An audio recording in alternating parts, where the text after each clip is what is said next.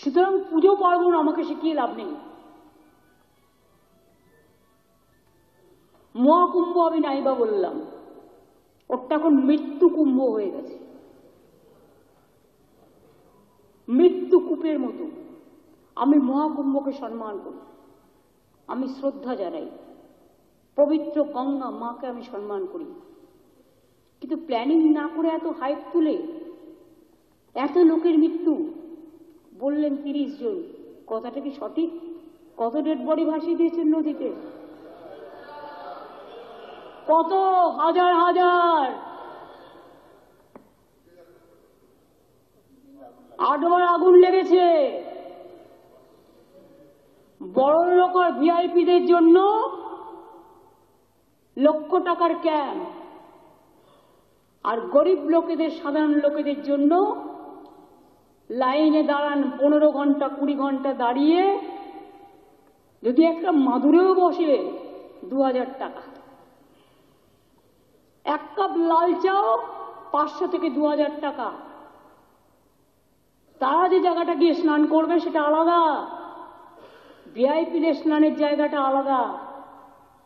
আর সেই জলটা আপনারা দূষিত করেছেন, বিষাক্ত করেছেন মহাকুম্ভের পবিত্র জায়গাটা। সব জায়গায় হাইপ তুলে দিয়েছে। সে একবার হয়েছিল না, গণেশ দুধ খাচ্ছে, সব ওখানে স্নান করো নাহলে পবিত্র হবে না। মৃতদেহের ওপর দিয়ে যারা এই হাইপ তুলছেন আর টাকা কামানোর জন্য ধর্মকে বিক্রি করছেন, তাদের আমি মন থেকে মেনে নিতে পারি না।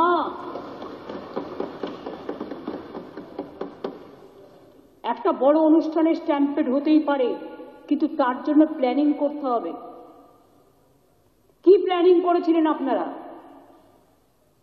মহাকুম্ভ শুরু হওয়ার দিন পর্যন্ত কোনো প্ল্যানিং হয়নি।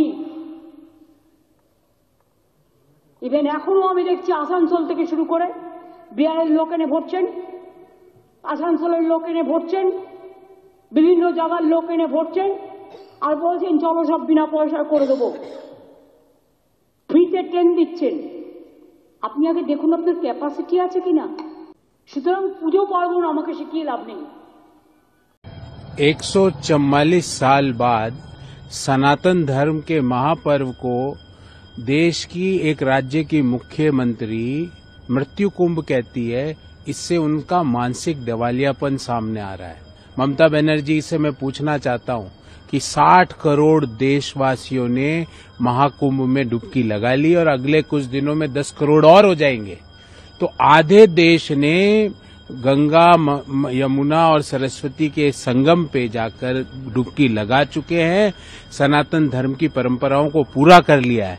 पर आपको समस्या ये है कि आपकी तुष्टीकरण की राजनीति पे आपको बाधा दिख रही है। इस कुंभ से आपको ये लग रहा है कि ये कुंभ से आप जो तुष्टीकरण की राजनीति, एक धर्म विशेष को आगे लेकर आप जो राजनीति करती आई हो, उसमें आपको बाधा उत्पन्न हो रही है। इसलिए आप सनातन धर्म को, सनातन परंपराओं को और हमारे लिए एक पर्व और पूजनीय पर्व की तरह जो महाकुंभ है, उसको आप गाली देने का काम कर रही हो।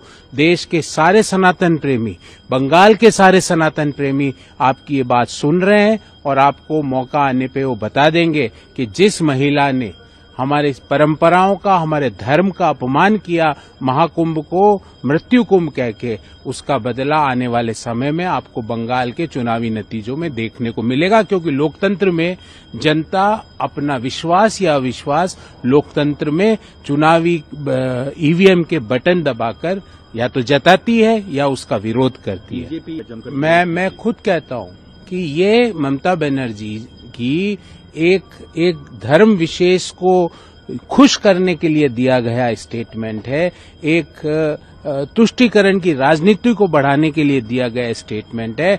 अब देश का हिंदू सनातन प्रेमी जो कोई दूसरे धर्म का अपमान नहीं करता, पर अब हिंदू धर्म का अपमान करके कोई व्यक्ति नहीं निकल पाया। 144 साल बाद सनातन धर्म के महापर्व को देश की एक राज्य की मुख्यमंत्री मृत्यु कुंभ कहती है। इससे उनका मानसिक दिवालियापन सामने आ रहा है। ममता बनर्जी से मैं पूछना चाहता हूं कि 60 करोड़ देशवासियों ने महाकुंभ में डुबकी लगा ली और अगले कुछ दिनों में 10 करोड़ और हो जाएंगे। तो आधे देश ने गंगा, यमुना और सरस्वती के संगम पे जाकर डुबकी लगा चुके हैं, सनातन धर्म की परंपराओं को पूरा कर लिया है। पर आपको समस्या ये है कि आपकी तुष्टीकरण की राजनीति पे आपको बाधा दिख रही है इस कुंभ से।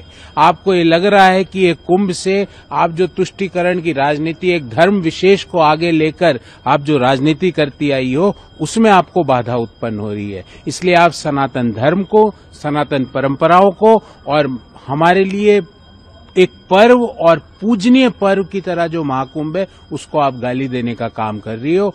देश के सारे सनातन प्रेमी, बंगाल के सारे सनातन प्रेमी आपकी ये बात सुन रहे हैं और आपको मौका आने पे वो बता देंगे कि जिस महिला ने हमारे परंपराओं का, हमारे धर्म का अपमान किया, महाकुंभ को मृत्यु कुंभ कह के, उसका बदला आने वाले समय में आपको बंगाल के चुनावी नतीजों में देखने को मिलेगा। क्योंकि लोकतंत्र में जनता अपना विश्वास या अविश्वास लोकतंत्र में चुनावी ईवीएम के बटन दबाकर या तो जताती है या उसका विरोध करती है। मैं खुद कहता हूं कि ये ममता बनर्जी की एक धर्म विशेष को खुश करने के लिए दिया गया स्टेटमेंट है, एक तुष्टीकरण की राजनीति को बढ़ाने के लिए दिया गया स्टेटमेंट है।